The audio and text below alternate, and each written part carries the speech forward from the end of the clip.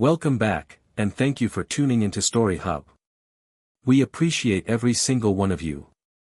We'd love to know, what part of the world are you watching from right now?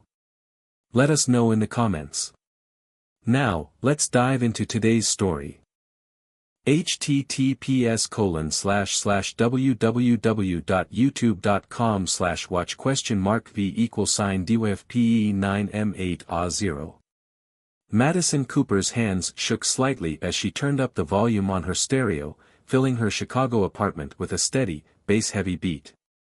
Her living room glowed warmly under the soft light from the string lights she'd spent the afternoon arranging just right. Every detail hinted at her knack for event planning, from the artfully laid-out cheese boards to the precisely positioned throw pillows scattered across her sleek, modern sectional. "Just right," she murmured, taking a step back to admire her setup. The clock on the wall flashed 7:45 p.m., 15 minutes left before her guest would arrive for girls' night. Her phone buzzed with a message from her best friend, Avery Brown, who'd been by her side since they were kids on the playground. "Running 5 minutes late, traffic's a nightmare on Michigan Avenue." With a smile, Madison typed back, "No rush, more Prosecco for me in the meantime." She adjusted her black cocktail dress, catching a glimpse of herself in the hallway mirror. At 32, she could still turn heads, her honey blonde hair cascading in soft waves over her shoulders.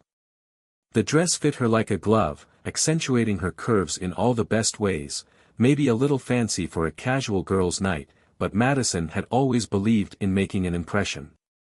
Right at 8 o'clock, the doorbell rang, and when she opened it, she found her coworker Samantha holding a wine bottle, her smile a little sheepish. "I know you said not to bring anything, but I couldn't resist." "You really do know me too well," Madison laughed, wrapping her friend in a hug. Come on in, come on in." Within the next hour, her apartment buzzed with the lively energy of 8 women, all professionals in their early 30s, each holding a drink and sharing stories from their week. Avery showed up last, having swapped her scrubs for dark jeans and a flowy blouse, her usual no-nonsense nurse vibe softened by the wine Madison handed her right away. "Madison, you've really outdone yourself," Avery said, her dark eyes taking in the whole room. "Then again, I'd expect nothing less. When have you ever done anything halfway?" Madison clinked her glass against Avery's. "You know me, life's too short to go halfway on anything, right?" As the night wore on and the wine kept flowing, Madison noticed her glass emptying faster than usual. Every time, someone was right there to top it off. The music grew louder, the laughter a little wilder, and the stories took on a more personal edge. Around 11, Samantha's phone buzzed. "Oh my God, you guys. Remember that cute bartender from last weekend? His friend Logan's having a party nearby, and he wants us to come." The room burst into a chorus of excited squeals. Madison hesitated a moment, her thoughts drifting to Ethan, back at home with their daughter Chloe.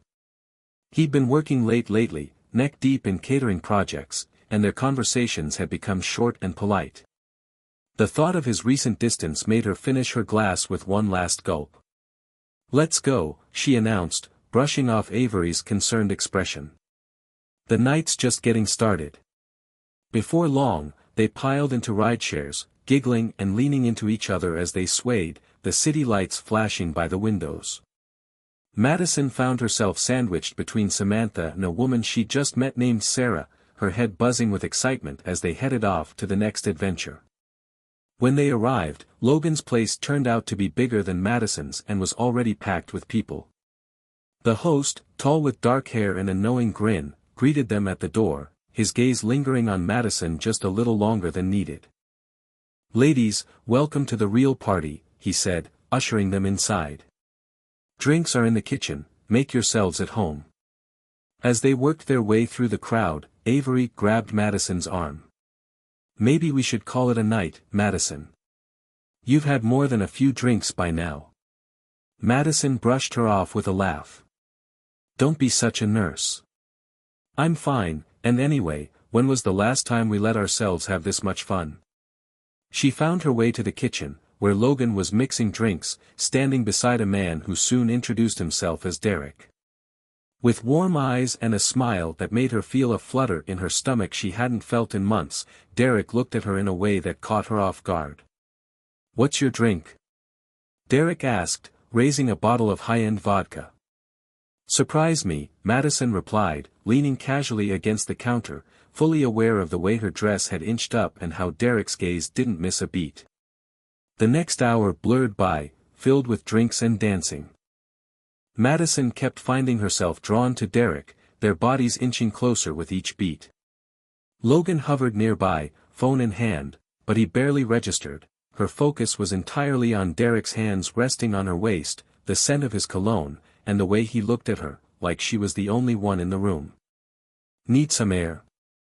Derek murmured in her ear after they'd been dancing close. Madison nodded and followed him down a hallway. They ended up in a bedroom, the bass from the party fading into the background. Derek shut the door, and her last clear thought was that she should leave, she should think of Ethan, she should remember her vows, but she didn't. The next morning, sunlight pierced through her closed eyelids, sharp and unrelenting. Her head throbbed as she came to, piecing together flashes from the previous night. Somehow, she was in her own bed, though she had no memory of how she'd made it back. Her phone showed 3 missed calls from Avery and a message, "Call me when you're up. We need to talk." Madison's stomach turned as memories surfaced, Derek's touch, his lips, the sight of Logan's phone pointed their way, the door closing behind them. "Oh no," she whispered, rushing to the bathroom. After throwing up, she stared into the mirror, seeing smeared makeup and tangled hair. The reflection staring back felt like a stranger's. Her phone buzzed again, Avery was calling. Madison let it go to voicemail, not ready to face her friend's judgment. Instead, she stepped into a steaming shower, hoping the heat might wash away her regrets. "It was just one mistake," she muttered as she dried off. "A stupid, drunken mistake. Ethan never has to know." But when she walked into the living room an hour later, her heart stopped. Her father, David Cooper, sat stiffly on her couch, his broad shoulders tense. Her laptop was open on the coffee table in front of him. "Dad," she whispered, her voice barely above a child's. "What are you doing here?" David didn't turn to her, his eyes were locked on the screen, which displayed a video. Madison's blood went cold as she recognized the setting and sounds. "Sit down, Madison." His voice, usually warm and reassuring, now sliced through the air like a knife. She sank into the armchair, her legs too weak to support her. On the screen, she saw herself with Derek, the footage grainy but unmistakable. Logan must have filmed them. He must have shared it. And now, it was here in her own home, playing in front of her father. David finally looked at her, his expression a mix of disappointment and barely contained anger. "I raised you to know better than this," he said, each word slow and weighted. "Your mother and I taught you about family, about loyalty, about integrity." "Dad, she began, but he held up a hand to stop her. "Do you understand what you've done?" He reached into his jacket, pulling out a manila envelope. "Ethan came to see me this morning. He showed me this video, asked for my advice, as your father and as a former police officer." Madison's heart thundered in her chest. "Where's Ethan?" David tossed the envelope onto the coffee table with a dull thud, papers spilling out, divorce papers, already signed by Ethan. "He's gone, Madison. He took Chloe to his parents' house." David stood, his imposing figure casting a shadow over her. "You've disgraced our family. The daughter I raised would never," his voice broke, emotion cracking through his firm demeanor. "Please," Madison whispered, her face wet with tears.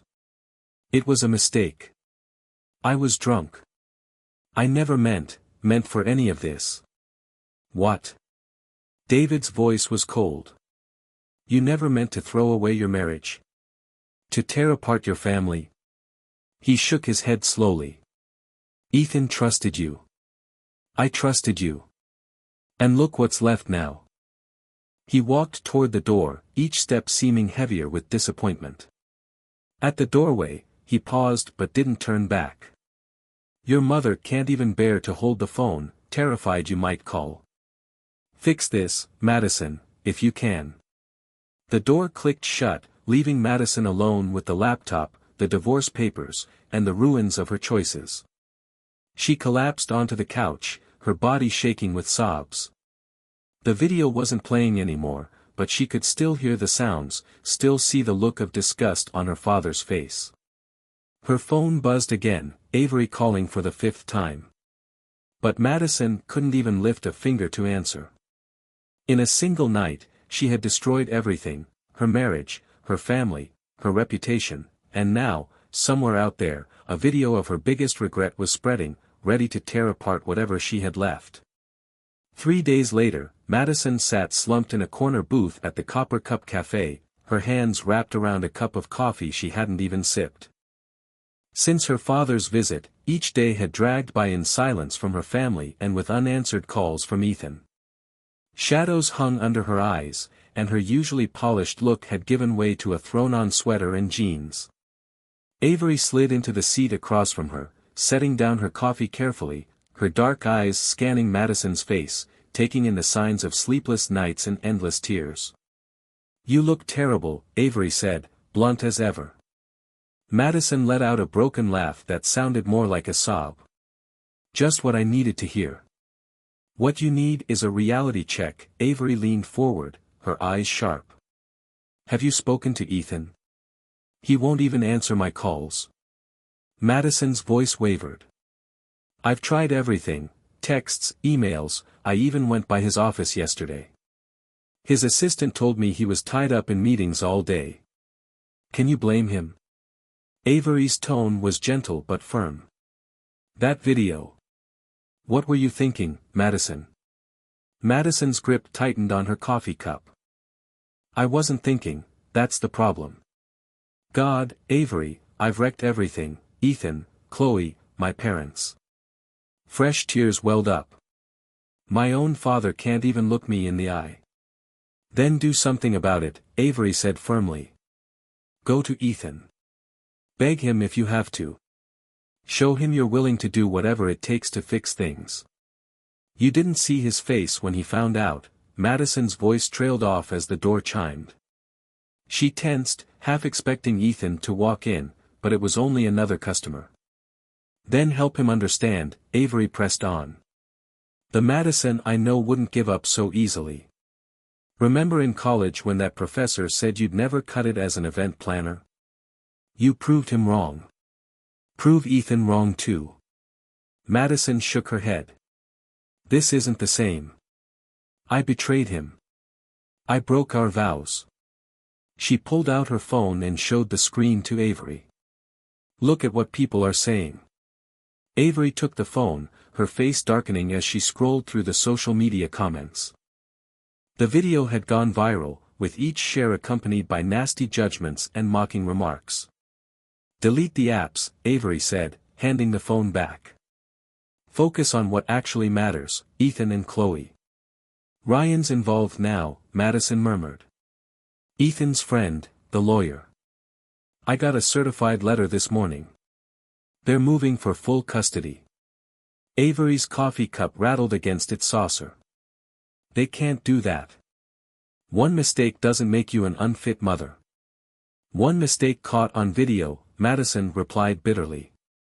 One mistake everyone has seen. My biggest client called yesterday, you know. Cancelled their holiday gala contract. Said they needed someone more suitable for their brand image. As the morning rush quieted down, Madison could feel the other patrons stealing glances at her, whispering behind their hands. Her cheeks burned with shame. I have to get to work, Madison said abruptly, pushing herself to her feet. Linda wants to see me this morning. Avery reached across the table and grabbed her wrist. Promise me you'll call after. Madison nodded, though they both understood it wasn't likely. The elevator ride up to her office felt like it would never end. Each ping, each floor, brought her closer to what she knew was going to be an uncomfortable meeting. Linda Foster, the founder of Foster Events, had built her agency from scratch, turning it into Chicago's top event planning firm with relentless determination and an unyielding demand for perfection.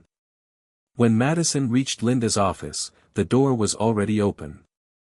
Her boss sat at her desk, reading glasses on as she went over some documents, barely glancing up as Madison walked in. "Sit down, Madison." Linda's tone was neutral, all business.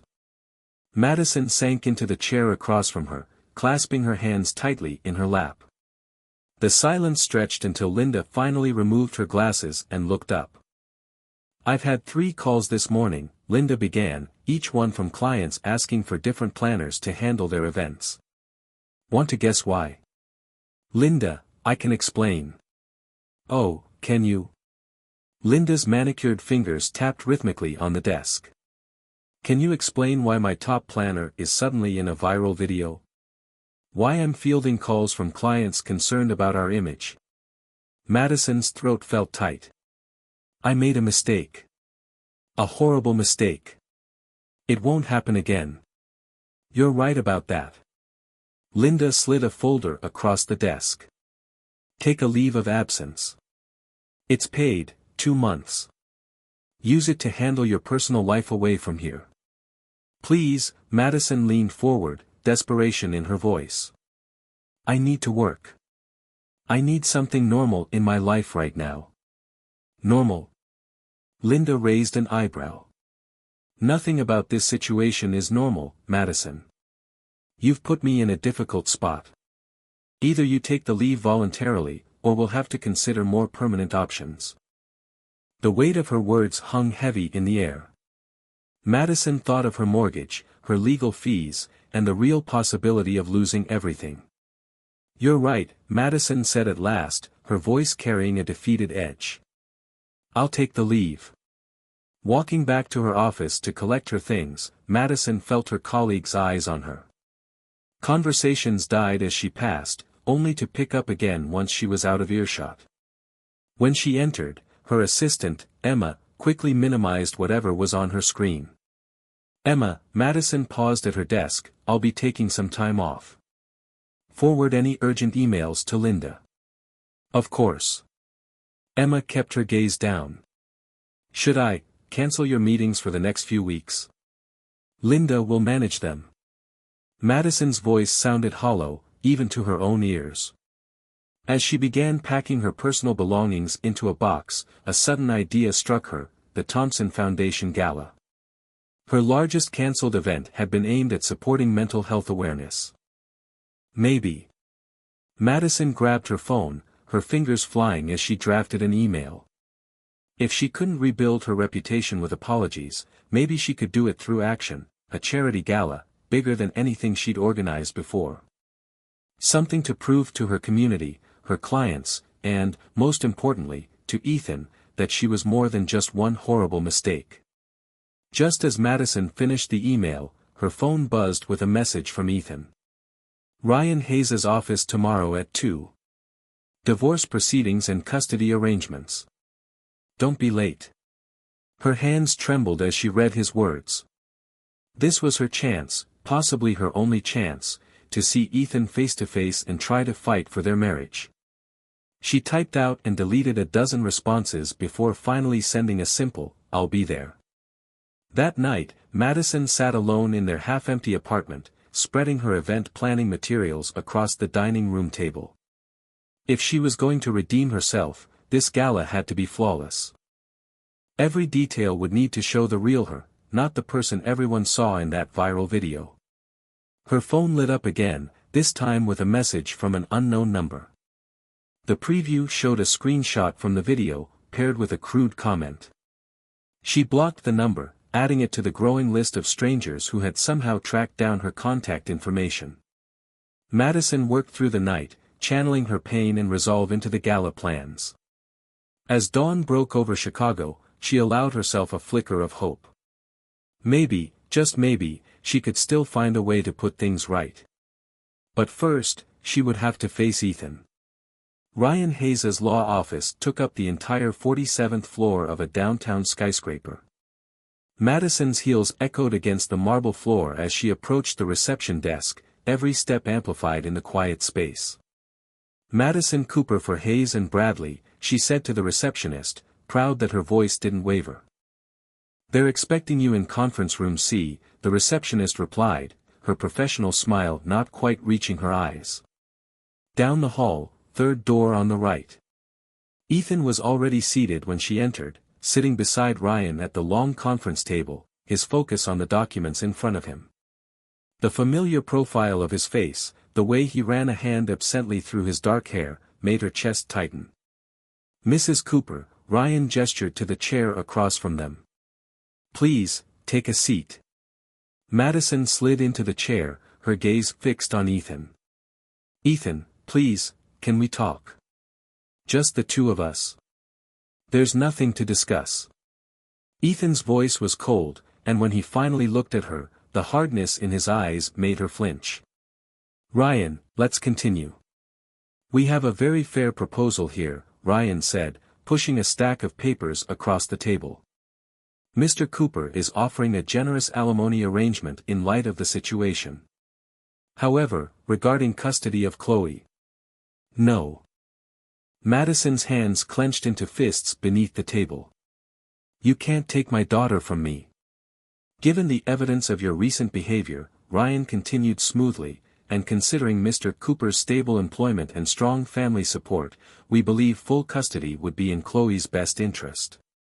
Madison ignored Ryan, her eyes pleading with Ethan. Ethan, please. She's my baby too.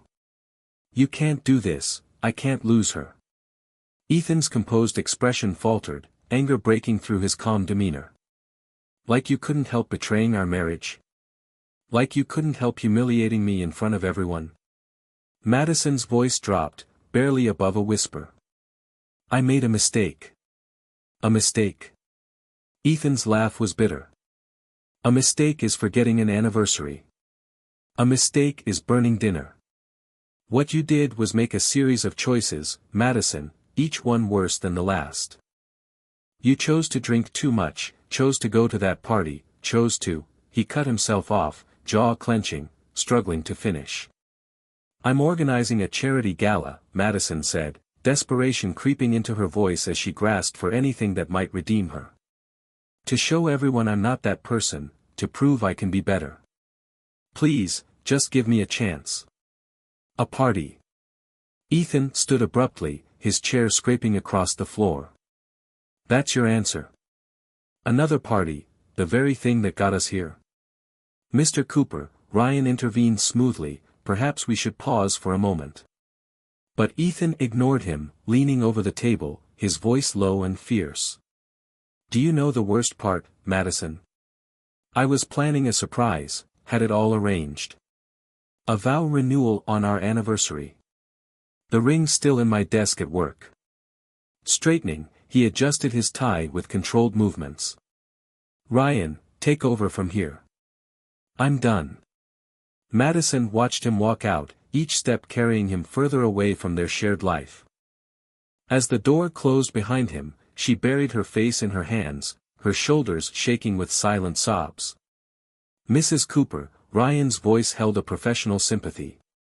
Shall we proceed? Through blurred vision, she looked up. He really wants full custody.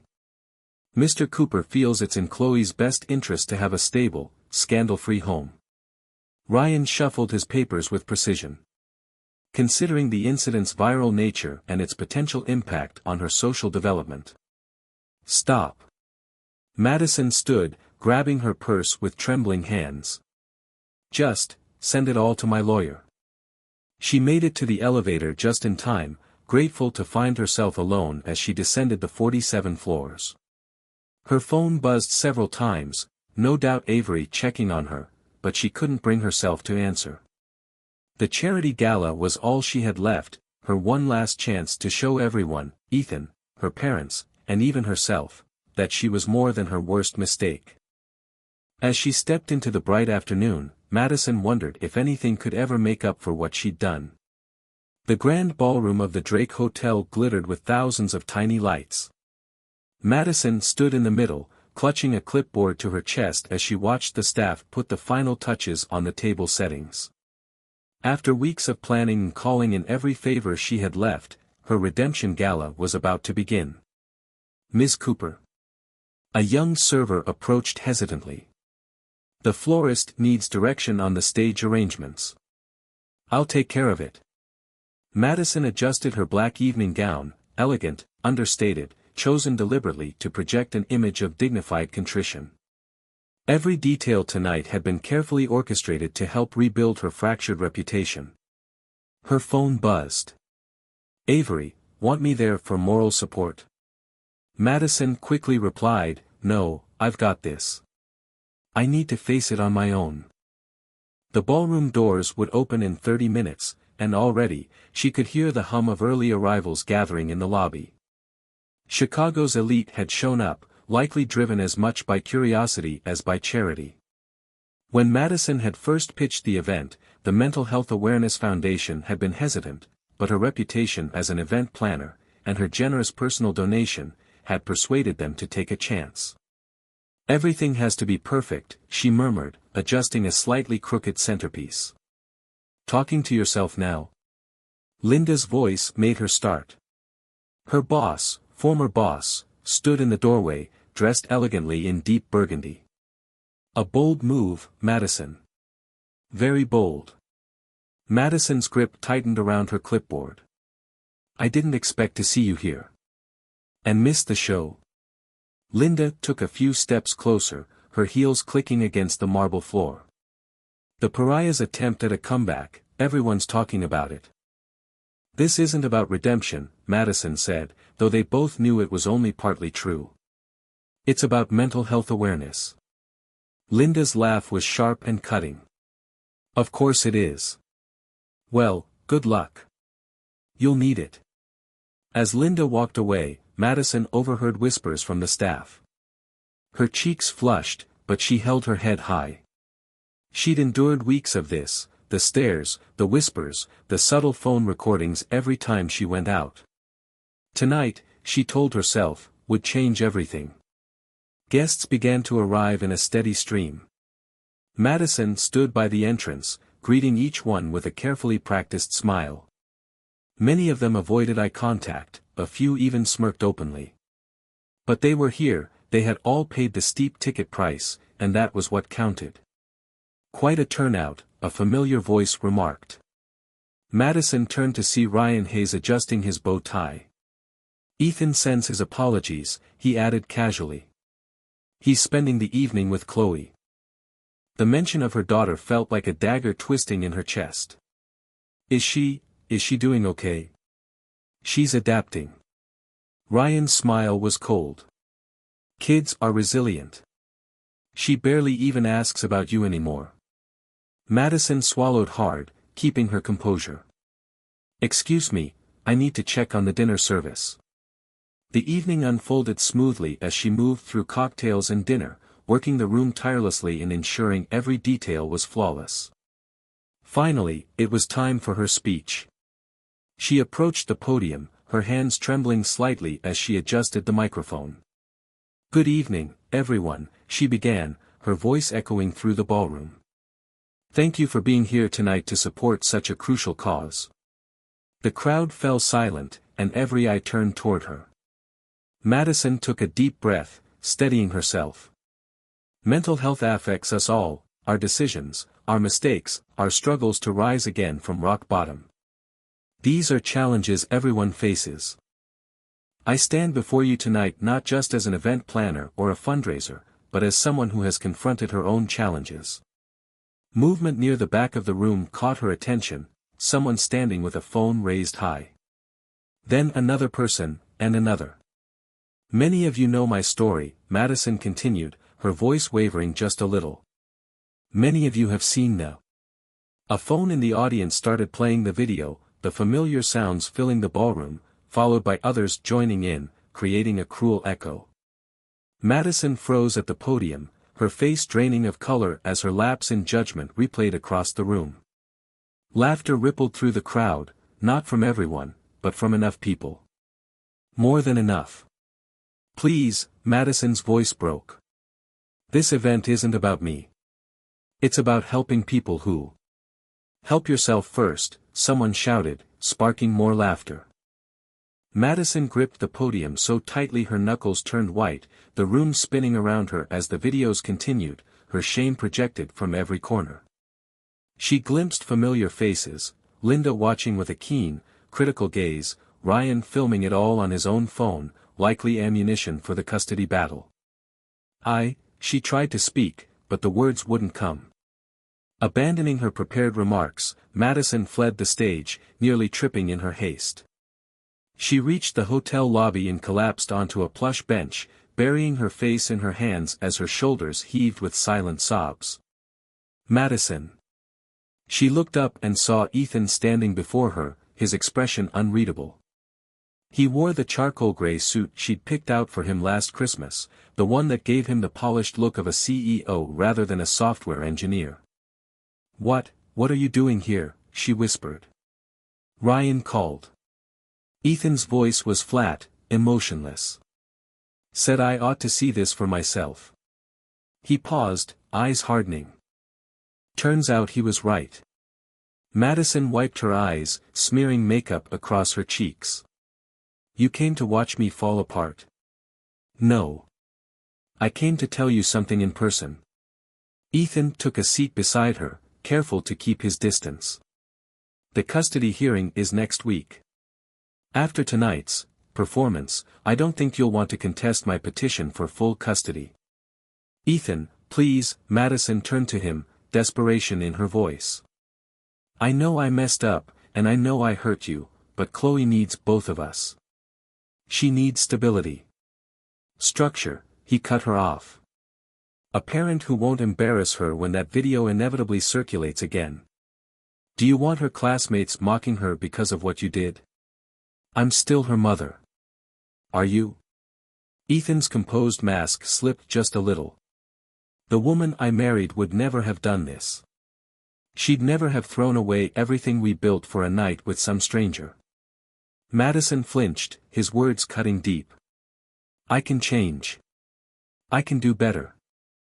Please, give me another chance." "Another chance?" Ethan stood abruptly. "Do you have any idea what it's like for me, seeing that video spread? Colleagues avoiding my eyes, whispers following me into every room." "I'm sorry," she murmured, her voice barely audible. "Sorry doesn't fix it." His voice grew sharper, loud enough that a few people in the lobby glanced over. "Sorry doesn't erase what you did. Sorry doesn't keep me from seeing you with him every time I close my eyes."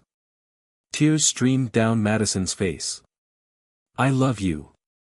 "No," he said coldly. "You loved your freedom, your parties, your fun. Well, now you have all the freedom you could want." He turned to leave, then paused. "I'll have my lawyer send over the final custody agreement tomorrow. Just sign it, Madison. Let's not make this harder than it has to be." Madison watched him walk away, his steps echoing through the elegant lobby. Behind her, she could still hear faint laughter from the ballroom and could picture the videos replaying on countless screens. Somehow, Madison made it home, though she could hardly remember the drive. Her apartment felt like a vast, empty shell without Ethan's books scattered around or Chloe's toys filling the corners. The photos on the walls, snapshots of happier times, seemed to mock her with memories of everything she had thrown away. Moving as if in a trance, Madison went to Ethan's workplace the next day. She knew his schedule well enough to know he took his lunch at his desk every Thursday. The security guard recognized her and waved her through with a sympathetic look that made her stomach twist. The elevator ride to the 14th floor dragged on, feeling as endless as her regret. When the doors opened, Madison stepped out into the familiar office space. Ethan's cubicle was tucked in the back corner, away from the windows he said distracted him. And there he was, as she'd known he would be, eating a sandwich and typing one-handed. The scene was so ordinary, so painfully familiar, that Madison almost turned back. "Ethan," she managed, her voice barely above a whisper. He looked up, his initial surprise quickly hardening into that familiar, cold expression. "You shouldn't be here. I had to try one last time." She moved closer, ignoring the curious stares from his coworkers. "Please, Ethan. I'm begging you. Don't take Chloe from me." "Keep your voice down," Ethan muttered, standing and gesturing toward an empty conference room. Once inside, he faced her squarely. "This is harassment, Madison.